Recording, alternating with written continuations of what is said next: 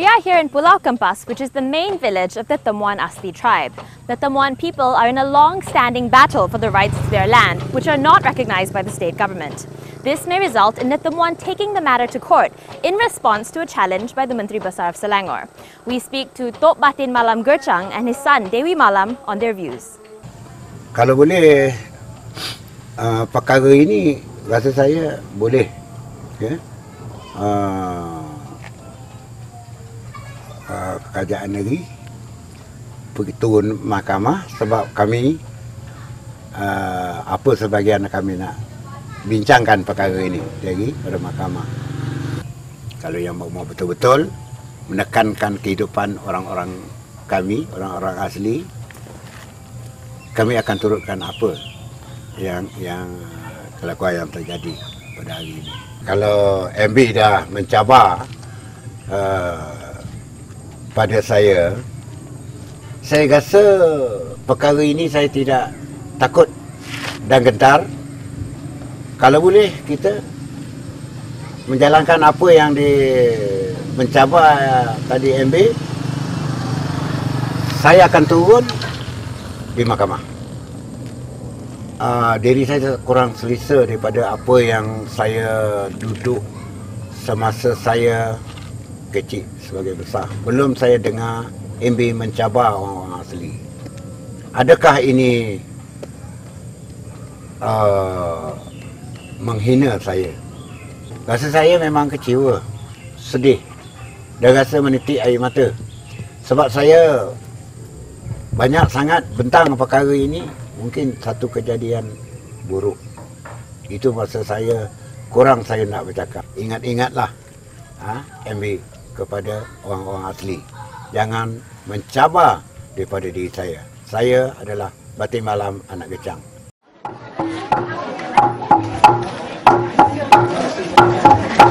Lano, lano, sepam lano, lano, sepam lano, lano, sepam tongeng lano, macam gantang lano, sepam tongeng lano, macam gantang lano, macam. Indigenous people around the world continue to be exploited and marginalized. Their land, so crucial for their traditional livelihood, are exploited for timber, plantations, and development. Jungles and forests are disappearing, taking with it their way of life.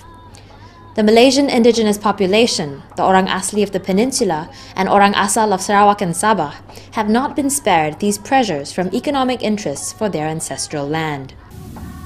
Hutan adalah alam semula jadi. Orang asli, dia suka di dalam hutan kerana mereka mudah mencari makanan. Kaitan dengan hutan ialah dia ada alam semula jadi. Dia ada bahan yang diperlukan oleh orang asli itu tadi. Seperti katakan kita nak berubat, maka di dalam hutan itu sudah terdapat bahan-bahan ubatan yang mudah mereka cari.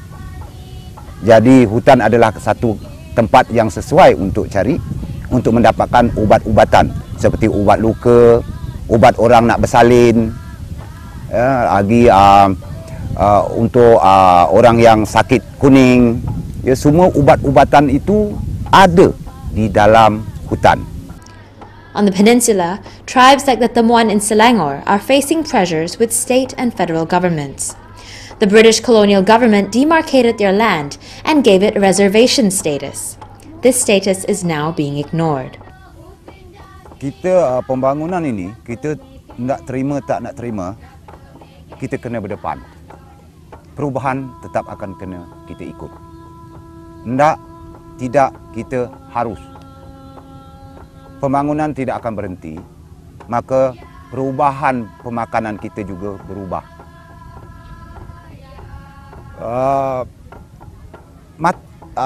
Cara ekonomi, mencari ekonomi juga berubah.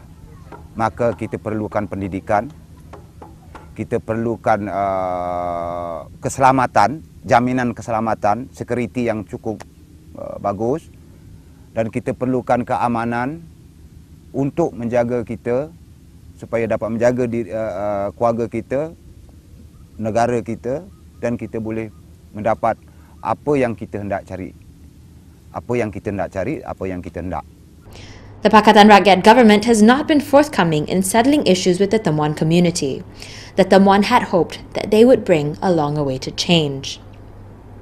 Mukim Tanjung 12 is a reservation spanning almost 18,000 acres, encompassing the economically viable area of Kuala Langat.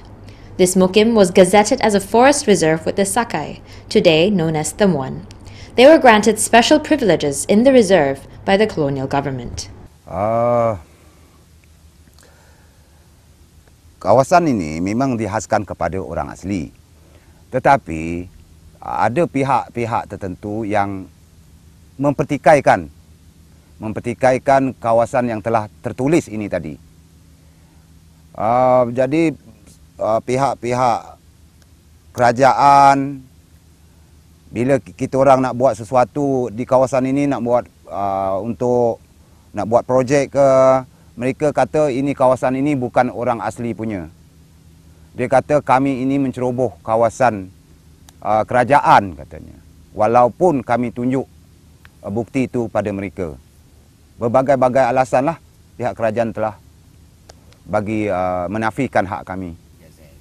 Dokumen yang dikatakan Gazette Forest Reserve, dan ada data-data mesyuarat pada zaman sebelum saya lah, iaitu ada bersangkut paut dengan datuk-datuk saya.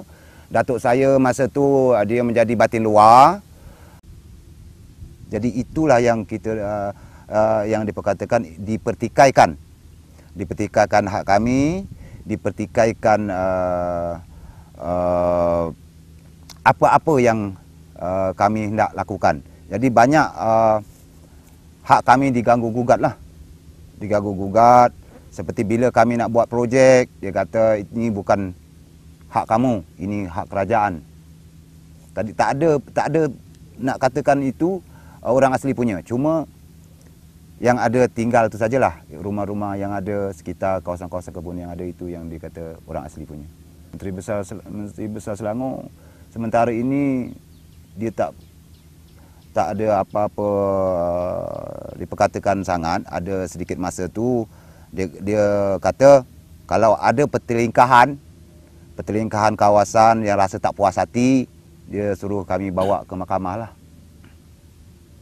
untuk menentukan sama ada kawasan forest reserve itu adalah untuk hak kami ataupun untuk kerajaan punya. Jadi bagi saya, kalau dah seseorang menteri besar itu, seseorang yang menjawat jawatan menteri besar itu sudah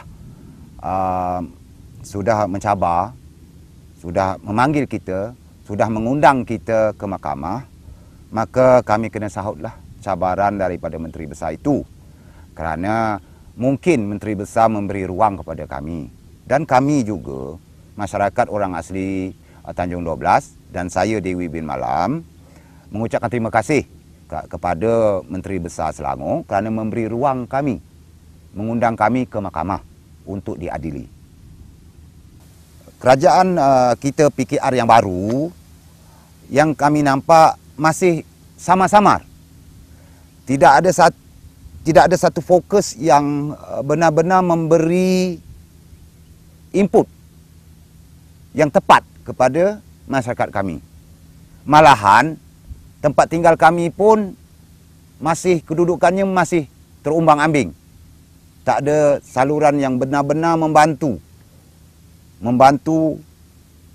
kawasan kami ini adalah hak orang kami.